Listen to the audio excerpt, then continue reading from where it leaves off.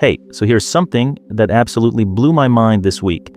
Between mid-2025 and mid-2026, scientists discovered 121 new marine species. That's not a typo. 1,121 new creatures. But here's what's crazier. They found a 54% increase in annual discoveries compared to previous years. And these aren't small fish or common species you'd find in a typical aquarium. These are creatures that look like they were designed by aliens. The Ocean Census Alliance, a global collaboration of scientists, spent 13 different expeditions exploring the deepest, darkest parts of our planet. And what they found doesn't just challenge what we know about life on Earth. It raises some truly terrifying questions about what else might be lurking down there that we haven't found yet. Think about it this way. We've explored more of the moon's surface than we have our own ocean floor. Less than 5% of the seafloor has ever been directly seen by humans. That means 95% of Earth's ocean is completely unknown to us. In this video, I'm taking you through the wildest discoveries from this year, how scientists actually find these creatures in an ocean we've barely explored, and why we're running out of time to document them before they vanish forever. Let's dive in. Vivid, descriptive section. Let's start with the weirdest finds. The creatures that made scientists say, wait, what is that? First up, the Phantom Jellyfish. Scientists spotted this thing off the coast of Argentina at a depth of about 820 feet. To put that in perspective, that's deeper than the tallest building in the world is tall. The Empire State Building, the Burj Khalifa, both shorter than the depth where this jellyfish lives. The ocean is still pitch black at this depth. No sunlight, no warmth, just crushing pressure that would instantly kill any human who went down there. And in this nightmare environment, they found a jellyfish the size of a Ferris wheel floating like a ghost through the water. It had never been documented before. Scientists took photos, collected data, and it might never be seen again. Then there's the death ball sponge. I know, that name alone sounds like something from a horror movie, and that's because it basically is one. This sponge is a predator, a sponge that actively hunts. It looks like something from a sci-fi horror film. Spiky, alien, completely unlike anything we thought sponges could do. For decades, we thought sponges just sat there, filtering water. Turns out some of them are actually hunting other creatures. Off the coast of Marseille, France, near a major city, mind you, researchers diving in underwater caves found the cave shrimp, a stripe like a tiger, small, delicate, and completely unknown to science until 2026. It was hiding in sea caves that explorers had never looked inside before. The West Australian Lanternshark is another discovery that changed how we think about deep sea life. This shark has bioluminescent organs that glow in the dark. Picture that for a second. A shark that glows, living in the deep ocean, using light to navigate and hunt in total darkness. It was discovered using the ROV Investigator, a research vessel exploring deep sea zones where humans have never looked before. And then there's the predatory anemone. Scientists captured video of this thing wrapping itself around a sponge stalk, surrounded by manganese nodules the size of marbles, just sitting on the seafloor. This photo alone tells an entire story of an ecosystem we didn't know existed, a complete food chain, predator and prey, a whole civilization of life happening miles beneath the surface, completely unknown to us. These are just the ones we found this year. Scientists estimate there are millions of species in the ocean we haven't even discovered yet. not thousands, millions. Some estimates put it at over 90% of all marine species on Earth remain completely unknown to science. Think about that for a moment. 90% of all ocean life on our planet is still a mystery.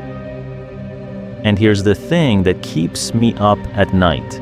In your lifetime, some of these creatures might go extinct before we even know they existed. Climate change, pollution, deep sea mining, all of these threaten habitats we haven't even cataloged yet. It's like burning down a library before we've even read half the books. Educational, technical section. So how do scientists actually discover these creatures in an ocean we've barely explored? The answer is something called remotely operated vehicles, or ROVs. Think of them as underwater robots the size of a small car. They're equipped with high-definition cameras, mechanical manipulator arms that can pick things up, and sensors that measure everything from temperature to chemical composition.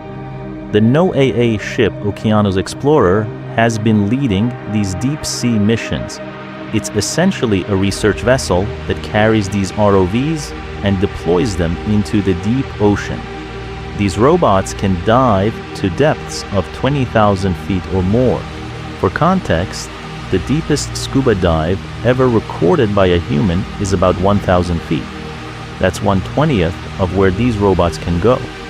At those depths, pressure is so intense that if you dropped a human body down there, it would be crushed instantly.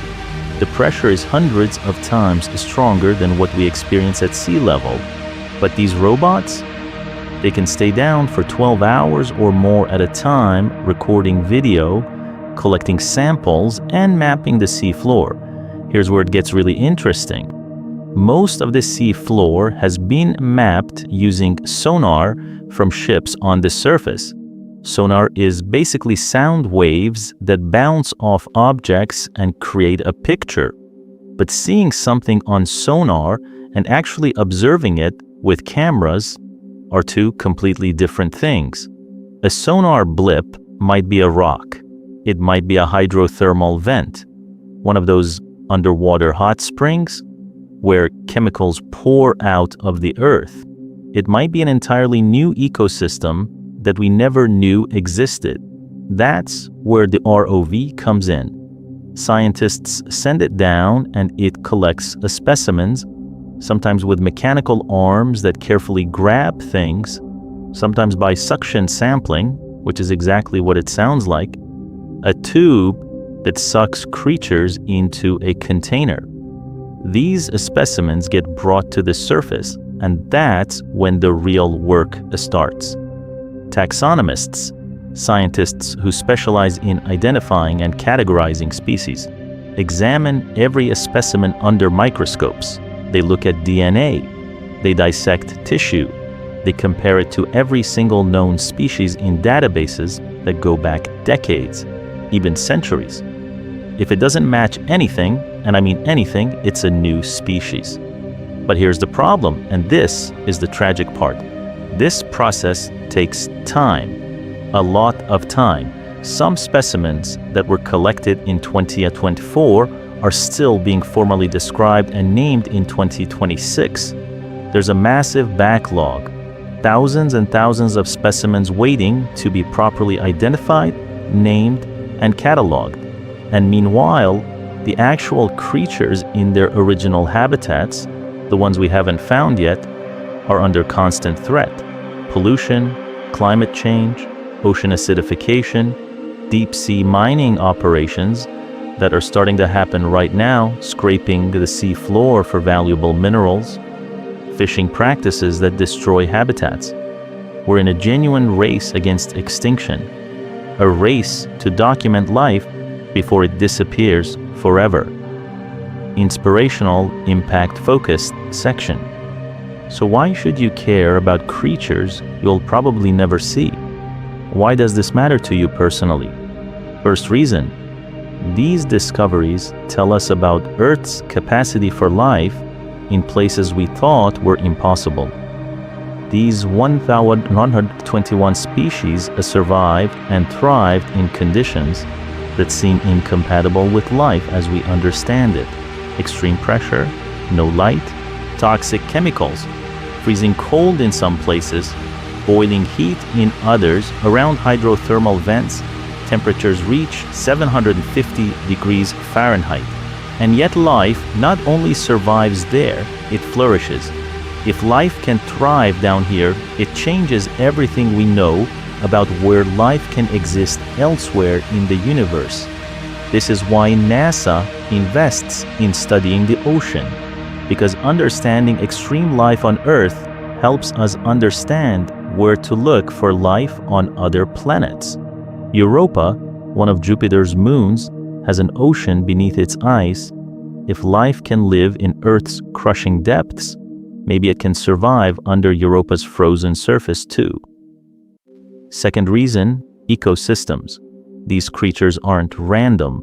They're part of food webs we don't understand yet. A newly discovered species of a sponge might filter nutrients that feed hundreds of other species we haven't discovered yet. Remove one piece from this puzzle and the whole system might collapse. We're learning that Earth's oceans are far, far more complex than we ever thought. The ocean produces more than half of the oxygen we breathe. It regulates our climate, it feeds billions of people, and we understand maybe 5% of how it actually works. Third reason, and this is huge, medicine. Modern medicine has discovered that a lot of our most powerful drugs come from marine discoveries. There's a drug that helps cure certain cancers. It came from a sponge, an antibiotic that saved millions of lives, from a sea microbe, a pain reliever used in hospitals, from a sea snail venom. Future medicines might be hiding in these newly discovered species. A cure for diseases we haven't figured out yet. Treatments for conditions we currently can't fix. But if we don't document these creatures first, if we don't study them while they still exist, we can't use them. Now what's next? The Ocean Census Alliance has committed to a massive goal, finding 100,000 new marine species over the next decade. We're currently at 1,121. That leaves about 98,79 to go. The Nippon Foundation and Nekton have funded these expeditions. NOAA is expanding its missions, and countries around the world are starting to recognize that mapping Earth's oceans is as important as mapping space. Projects like Laser SETI are expanding. The Nancy Grace Roman Space Telescope is launching to study distant planets and look for exoplanets. But down here, in our own oceans, we've explored less than 5% of the sea floor. Let that sink in. We know more about the surface of the moon. We've mapped Mars more thoroughly. We can see galaxies billions of light years away. But our own ocean remains one of the greatest mysteries on Earth. The creatures you saw in this video, they're just the tip of the iceberg. And if we don't act now, if we don't prioritize ocean exploration and conservation, they're counting on us to find them before it's too late. Because once they're gone forever. There's no backup, no second chance, just loss. But there's also hope. Every discovery gives us new information. Every creature we catalog is a piece of the puzzle. And every person who learns about this, every person like you watching this video, becomes another voice saying we need to protect our oceans. That matters more than you might think. Thanks for watching. If you want to keep discovering mysteries from the deep, from the ocean floor to distant galaxies, hit subscribe and turn on notifications. I'm uploading a new deep dive documentary every week, and if you learned something new today, share this with someone. Help spread the word about what's happening in our oceans. The ocean is Earth's final frontier, and it's counting on us